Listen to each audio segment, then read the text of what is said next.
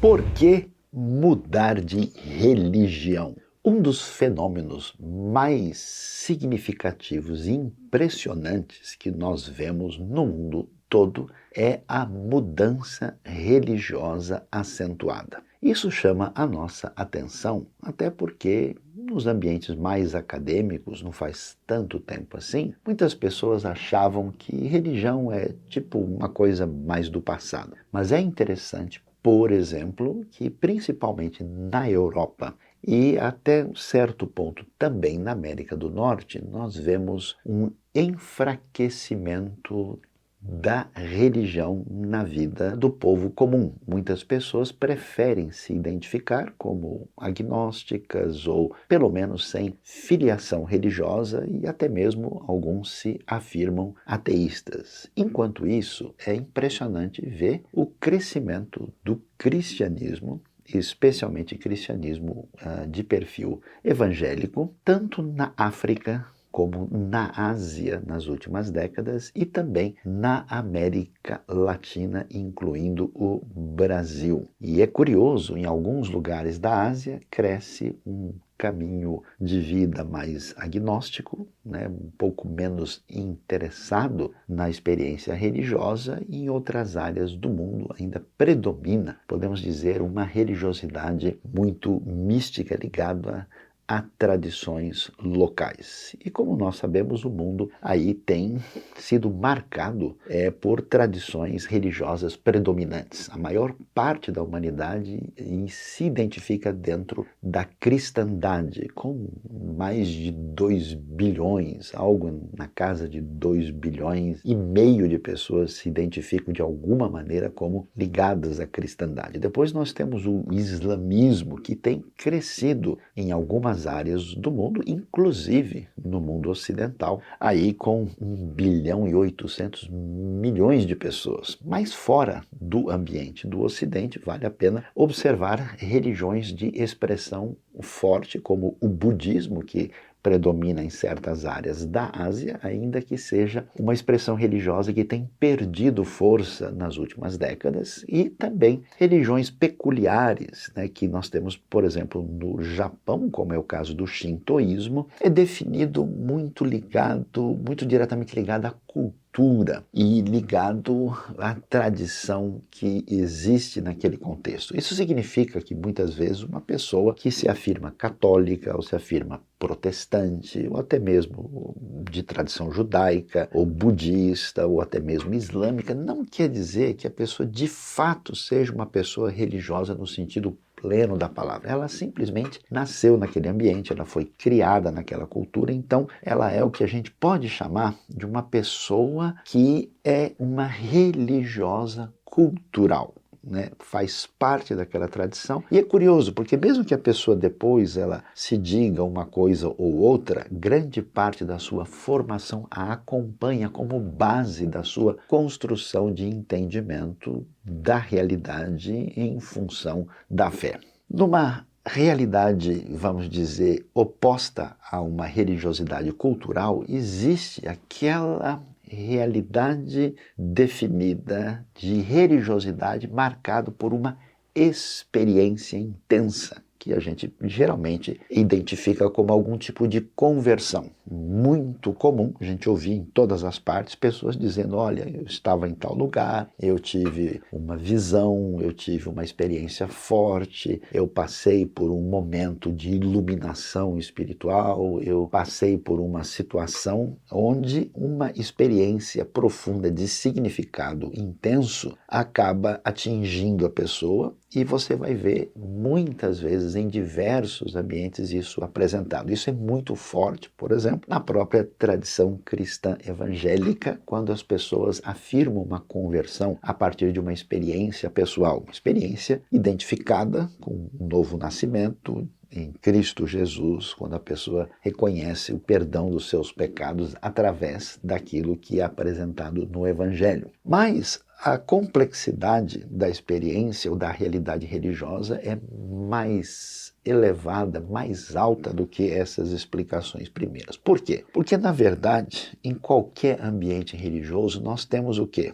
Uma realidade ligada ao sagrado, aquilo que tem a ver com o divino, aquilo que ultrapassa, né, a experiência sensível e que, de uma maneira unificadora, pretende ler a realidade e dar-lhe um sentido à luz daquilo que ultrapassa a experiência comum. Então, todas as tradições religiosas seguem razoavelmente nessa direção. E a gente pergunta, então, por que tem havido tanto trânsito religioso? E a gente pode aqui considerar algumas possibilidades interessantes. Que a primeira delas é o nosso mundo hoje globalizado, com uma interconexão digital, onde as pessoas podem ter acesso ao que elas não tinham no passado. Então, uma pessoa que está lá na Coreia do Sul, outra na Austrália, outra na Nigéria, outra na Suécia, outra no Paraguai, outra no Canadá, essas pessoas podem ter ligação umas com as outras e conhecerem mais de perto essas experiências e possibilidades religiosas. É interessante como você vê no mundo hoje, pessoas migrando de um lado para o outro e tendo essas, vamos dizer, experiências próximas e tendo acesso àquilo que a gente não conhecia anteriormente. Então, conhecer uma realidade nova, ser exposto mediante até a uma situação de, vamos dizer, de transição na vida da pessoa,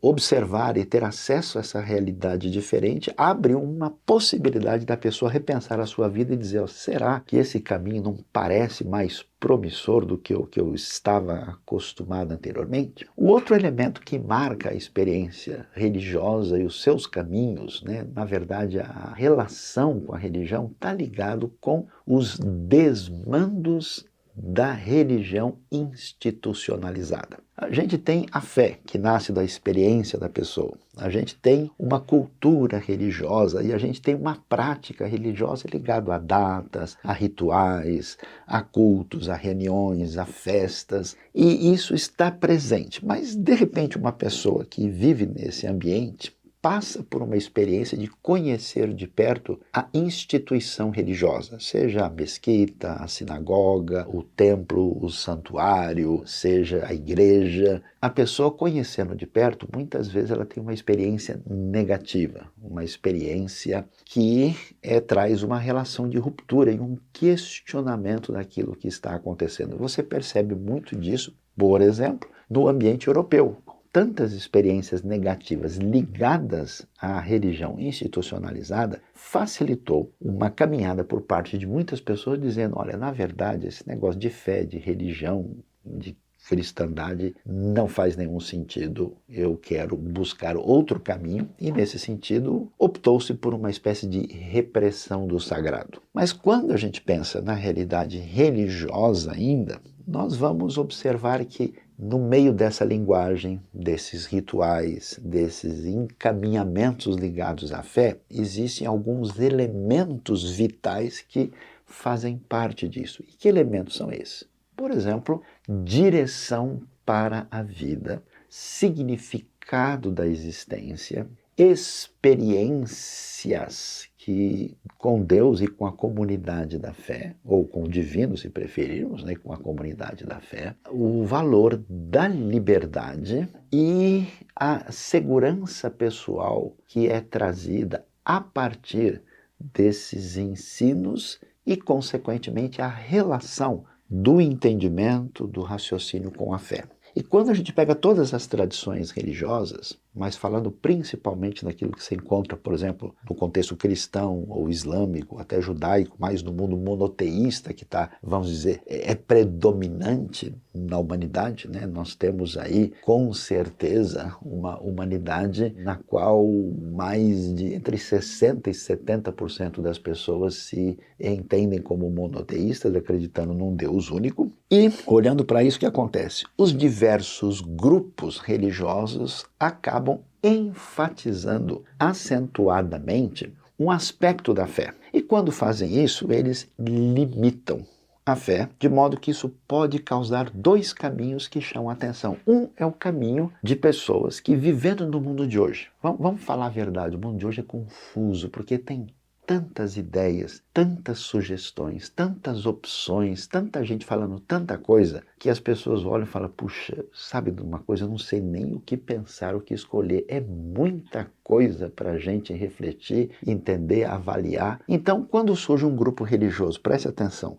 limitado, que diz para você, ó, basta você fazer esse tipo de ritual. Basta você usar a camiseta daquela cor. Basta você, guardar aquelas festas assim, assim. Olha, se você obedecer esses 2 mandamentos, vamos assim dizer, facilita a vida das pessoas. De modo que, às vezes, uma expressão religiosa simplificada, que não necessariamente será muito saudável e promissora, tende a chamar a atenção de pessoas vulneráveis e as pessoas, então, independente da sua experiência, se sentem atraídas por uma proposta dessa. Por isso que é interessante que no mundo todo, movimentos religiosos mais radicais, sejam eles excessivamente progressistas ou excessivamente conservadores, aquilo que tantas vezes a gente chama às vezes de um fundamentalismo acentuado, quer dizer, você reduz a coisa a algumas poucas ideias e práticas e diz, ó, só se você fizer isso,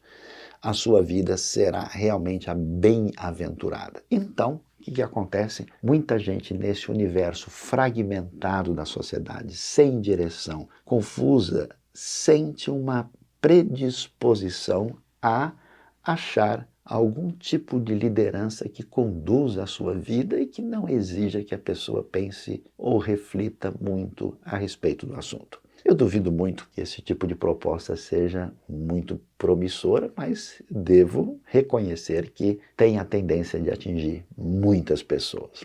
Por outro lado, o que a gente percebe em outros aspectos? Quando você tem uma expressão religiosa que se tornou muito dominante, muito opressora e muito impeditiva de vozes discordantes começarem a conversar e dialogar, a tendência de muitos grupos é uma reação por uma falta de oxigenação socio-religiosa. E nesse sentido, é interessante você ver a própria trajetória da reforma e da divisão que nós temos na cristandade, e resultado exatamente disso, quando você vê uma proposta que tenta fechar os caminhos da fé e da expressão religiosa, provoca uma série de questionamentos, de uma certa rebelião e de forma que surgem opções e alternativas daqueles que dizem, não, olha, a fé precisa ser acompanhada de liberdade de consciência pessoal. Esse tipo de coisa você encontra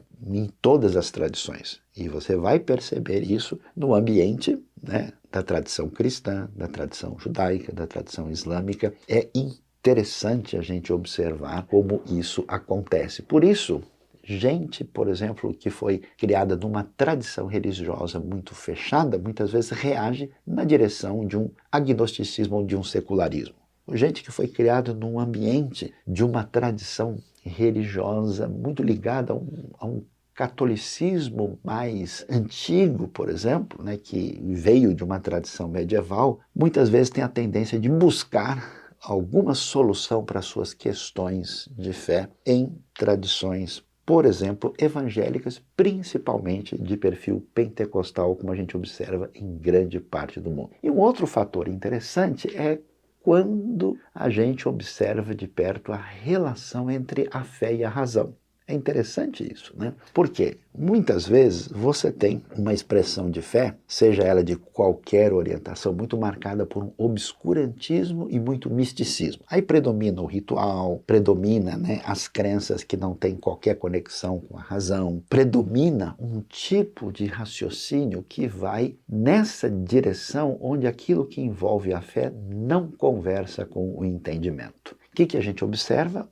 Um caminho na direção de dizer, não, peraí, as coisas têm que ter alguma explicação, tem que haver um entendimento, não pode ser assim. Então você vê em diversas tradições gente migrando né? Eu acho curioso na trajetória brasileira, quantas pessoas que vieram de uma tradição mais mística, menos ligadas à teologia, menos ligadas à tradição, vamos dizer, de estudo bíblico aprofundado, né? E que estão deixando comunidades que viviam e pregavam dessa maneira e procurando outras comunidades onde essa realidade de estudo de teologia está presente. Por outro lado, é interessante, a gente vai ver principalmente isso no protestantismo, que em vários ambientes se tornou uma espécie de expressão religiosa muito marcada pelo controle da razão, por uma influência de um pensamento, às vezes muito quase que racionalista, iluminista, e às vezes nesse ambiente, quem vem desses contextos históricos, tantas vezes acaba procurando um ambiente de experiência mística mais acentuada. Então é curioso ver esses trânsitos. No contexto judaico-islâmico acontece coisas semelhantes, onde você vai ter grupos mais místicos, grupos mais ligados à razão e grupos que tendem, às vezes, a uma postura de maior equilíbrio entre as duas posições mais opostas, né? E um último fator que merece ser considerado é a relação da fé com o que nós podemos pensar em termos de indivíduo e de sociedade. A gente tem experiências e propostas religiosas que são acentuadamente individualistas. Você vai ver, né, aquela coisa do indivíduo, da pessoa, dele buscar Deus, dele ter a sua experiência, e isso tem um lugar maior. E nesse sentido, às vezes, até isso é acompanhado de uma postura da gente procurar uma espiritualidade acentuada sem se preocupar com o mundo à nossa volta, já que ele não tem muito jeito mesmo. No outro lado dessa perspectiva, existe aquela ideia de que se a minha fé é salutar e é boa, ela deve fazer de tudo para melhorar o mundo onde eu vivo. Do ponto de vista ecológico, do ponto de vista social, do ponto de vista do equilíbrio entre as pessoas, do ponto de vista de construção de uma sociedade saudável. Então, é interessante, eu já vi pessoas que vieram desse mundo religioso marcado por uma preocupação individualista acentuada, perceberem a limitação e migrarem na direção de uma espiritualidade que se preocupa com o bem-estar social de uma maneira significativa, inclusive atuando diretamente contra a injustiça social que está presente em muitas sociedades. E você vê também o contrário, lugares onde há uma certa estabilidade social, onde as coisas estão razoavelmente bem encaminhadas e tudo parece tão quadradinho que as pessoas estão procurando como é que eu tenho a minha relação com Deus fora do programa pré-definido pela igreja, pelo Estado, pela sociedade, pela comunidade religiosa pré-programada, onde até a respiração no meio da oração a gente já sabe que hora vai ser. E aí a pessoa busca uma experiência individual e uma necessidade de uma experiência de fé que contemple esse lado da individualidade. Então, o que a gente aprende aqui? Olha, por que tem tanta confusão sobre religião no mundo? Porque as pessoas conhecem pouco do assunto. Às vezes conhecem um pouco da sua própria tradição e não têm um entendimento mais amplo da realidade. Aqui nós podemos ver a religião não só do ponto de vista do dogma, do seu ensino, da sua referência teológica, nós temos outros vídeos que tratam disso da nossa perspectiva aqui, mas é importante ver isso, e isso é um fenômeno não só que importa para a fé e a teologia, mas é importante para a sociedade, porque a convivência religiosa sem o entendimento de qual que é o universo do outro e uma multidão de pessoas que não tem muito entendimento da realidade se encontra vulnerável e fragilizada, pode se tornar facilmente encaminhável e até manipulável por pessoas que se colocam numa posição de orientação que não tem o compromisso adequado com a ética e com o bem-estar da pessoa. Então, se você quer saber mais de Bíblia, cultura, história e religião, aqui está à sua disposição o amigo Saião.